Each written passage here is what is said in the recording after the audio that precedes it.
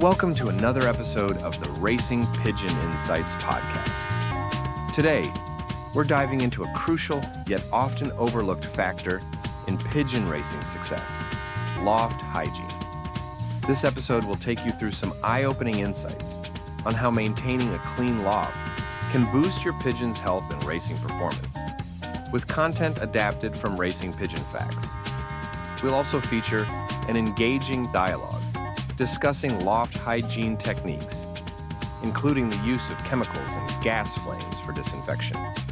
Please remember that these methods must be handled with care.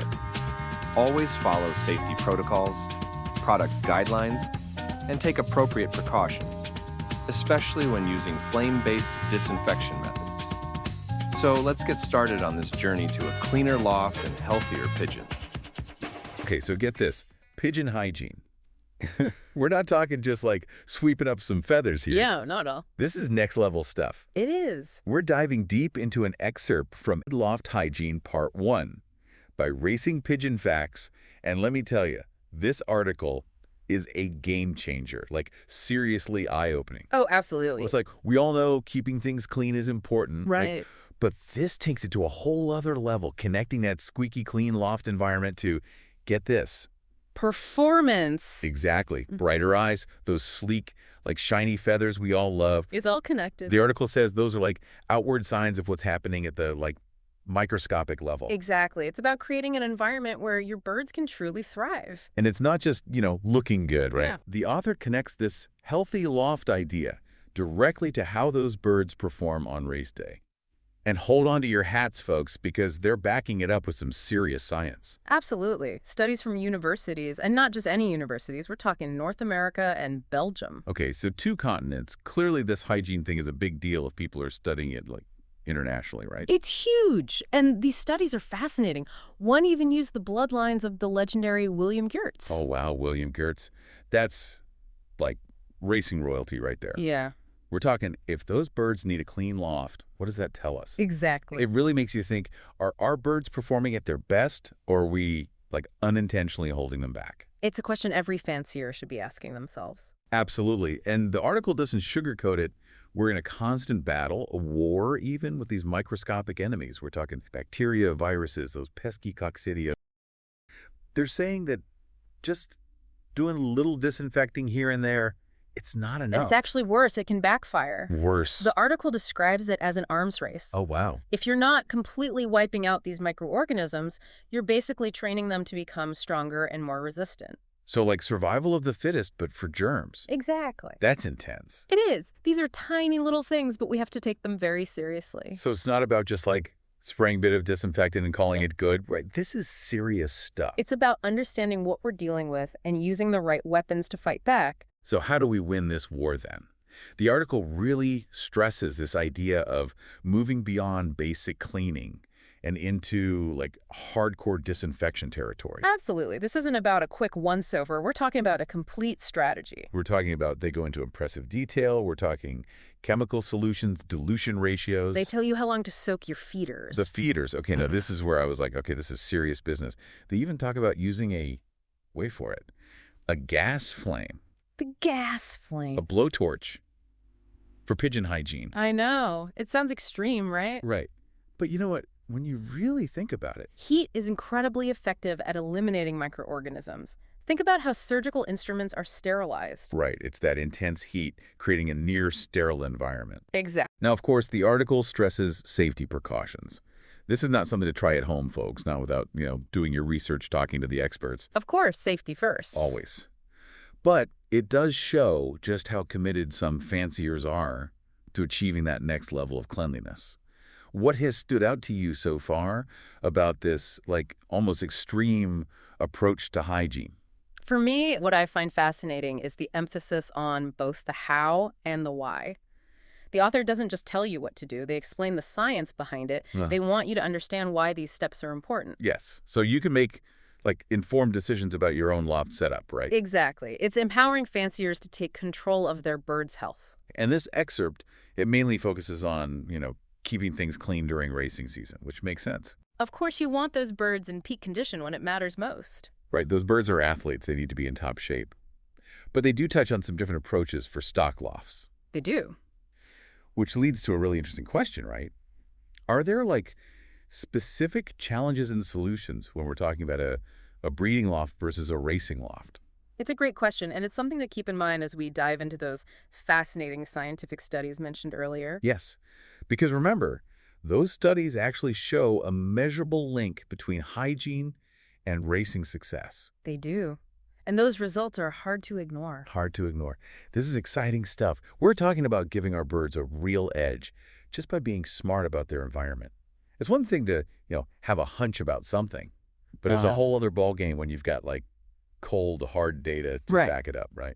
Absolutely, and data speaks volumes. It does. And that's what's so cool about those scientific studies we keep mentioning in this article, in this excerpt. Yeah. They're not just saying, hey, we think this is true. They're like, no, we tested this. It's got proof. We got proof. It's amazing. So let's dig into that a little bit. Let's do it. Okay, so the article mentioned research from, get this, both North America and Belgium. Wow, that's impressive. Right. It really speaks to how universal this is. Exactly. Like 2 continents, completely different setups, different, ways of doing things. Yeah. And they're both like laser focused on this hygiene thing, led by Professor Gray.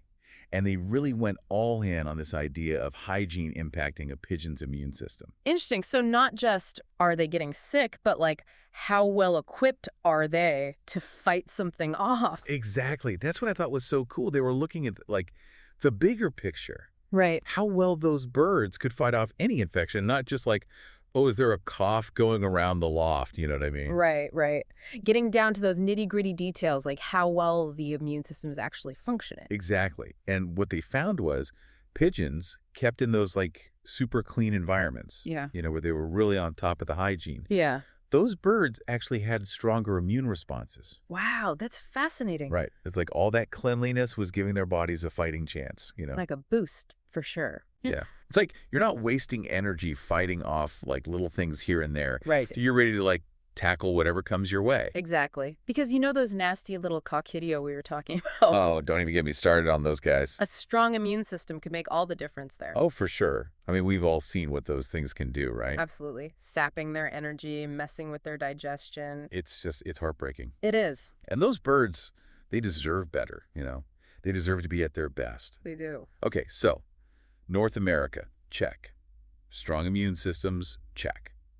Now let's hop across the pond to Belgium. Belgium, the heart of pigeon racing. Exactly. Where, these guys, they mean business when it comes to pigeons, right? Absolutely. They take it seriously. So researchers at Ghent University, Okay, Ghent. they were really focused on this link between hygiene and, the holy grail for us, racing performance. The million-dollar question. Right. Like, does it actually translate to those birds being faster, stronger, Does it really make a difference on race day? Exactly.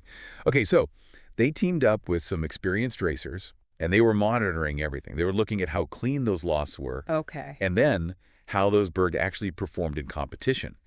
And you are not going to believe this. What did they find? Tell me.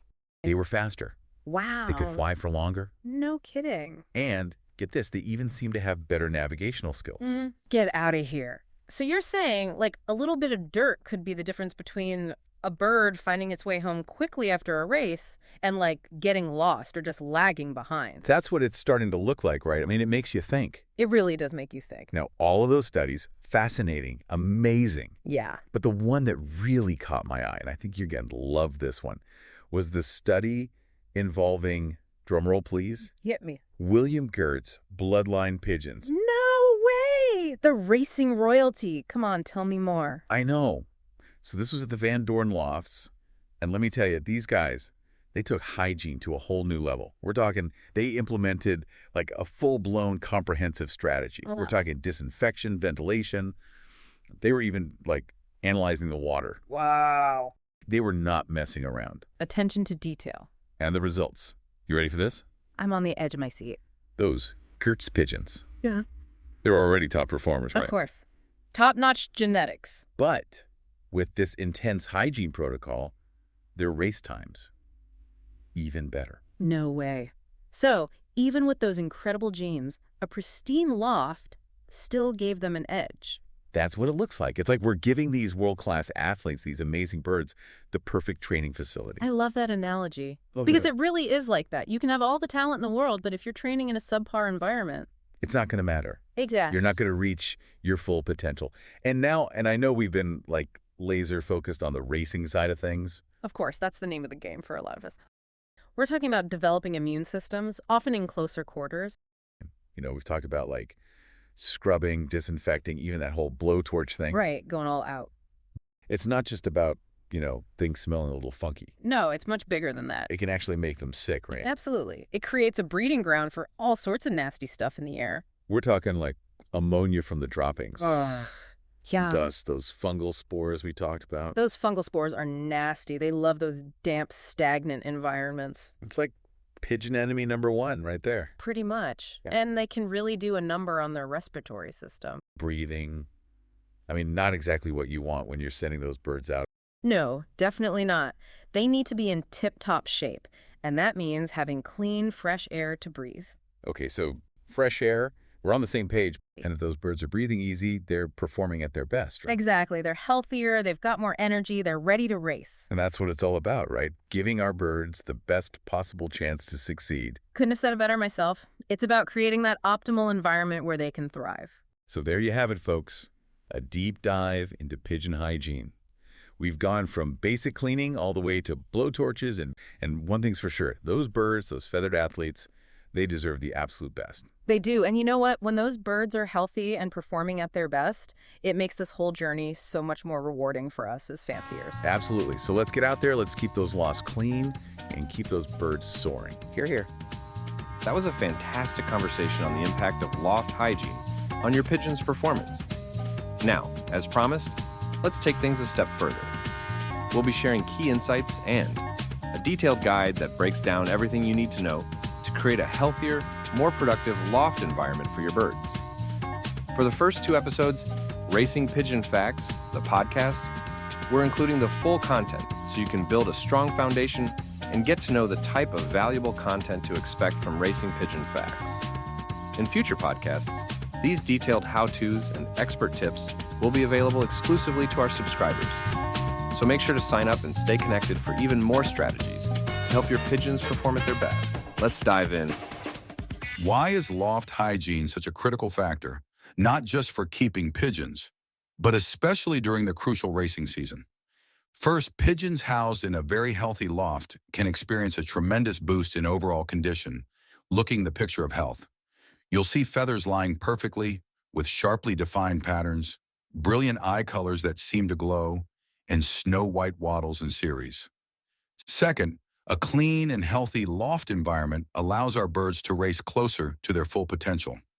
Third, it should result in fewer birds failing to return from races. Over the coming months, we'll delve into my personal observations from lofts around the world, where I've seen that most bird losses are due to us fanciers not doing enough of the right things for our pigeons. Can loft hygiene directly impact the racing performance of pigeons? Science says yes, absolutely.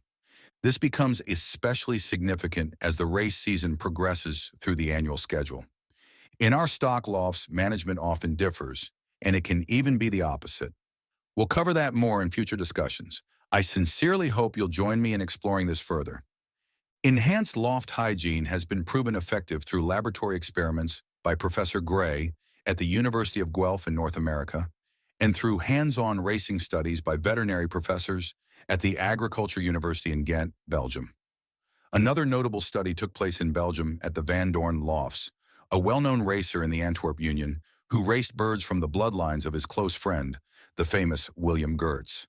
Van Doorn, though not a super champion, was a skilled fancier, and the insights gained from these scientific investigations were truly remarkable.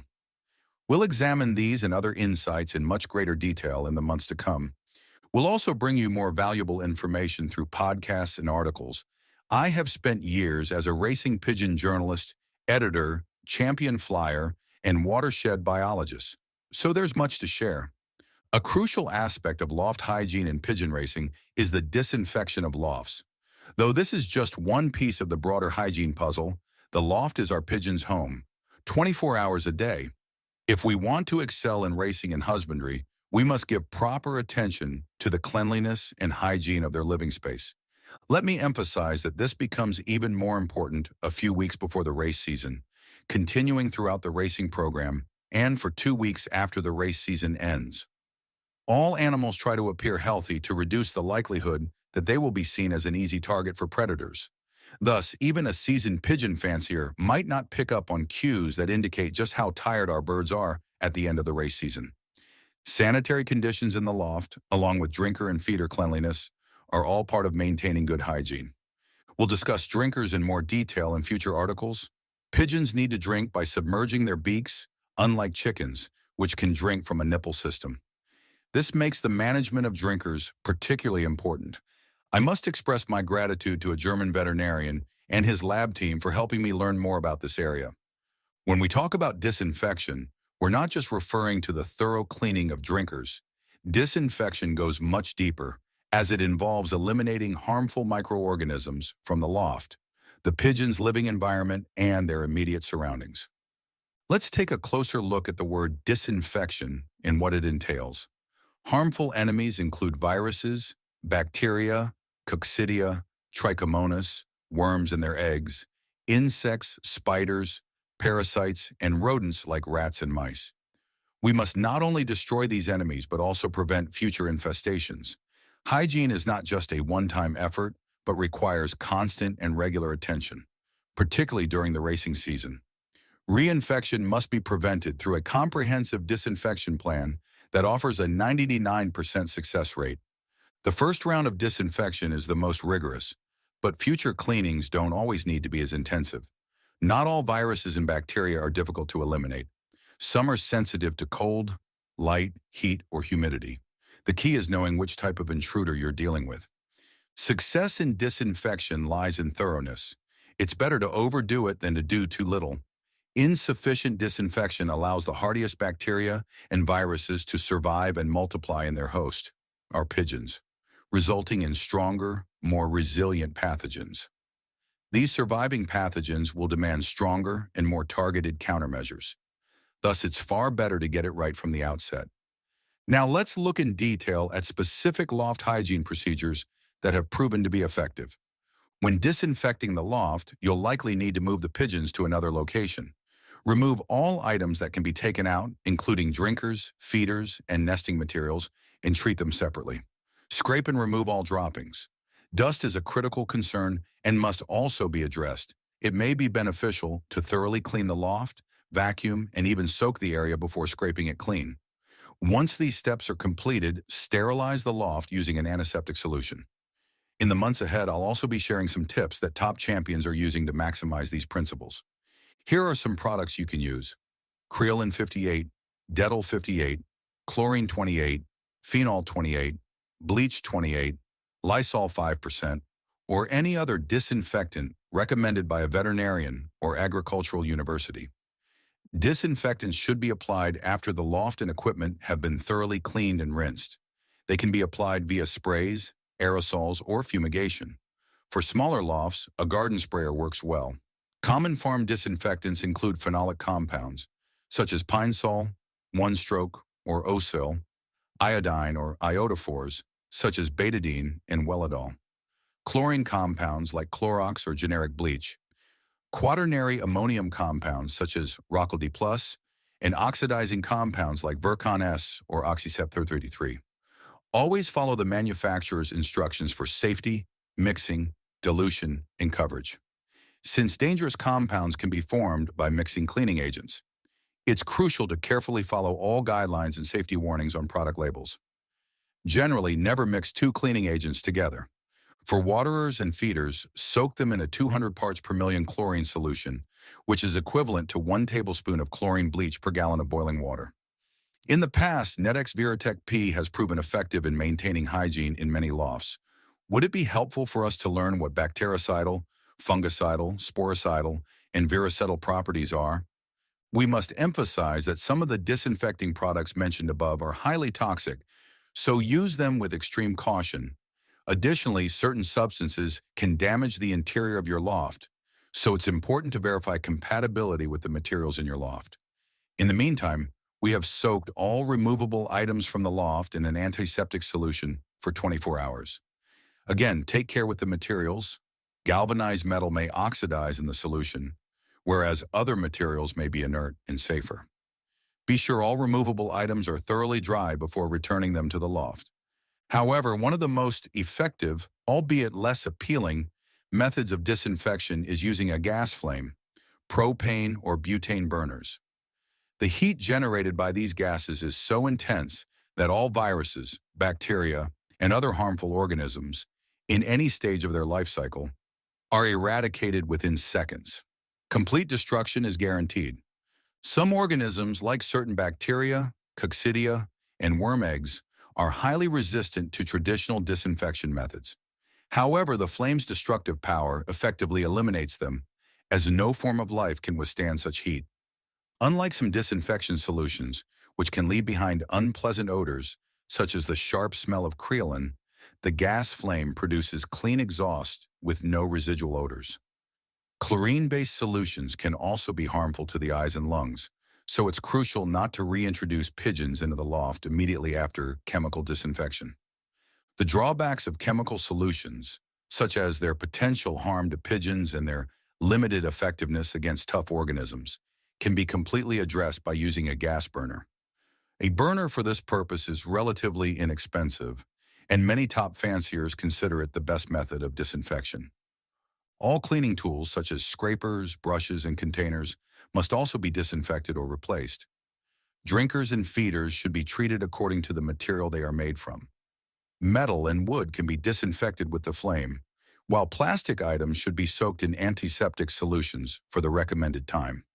Once everything is dry, it can be reinstalled in the loft. When everything is in order, the pigeons can be safely returned.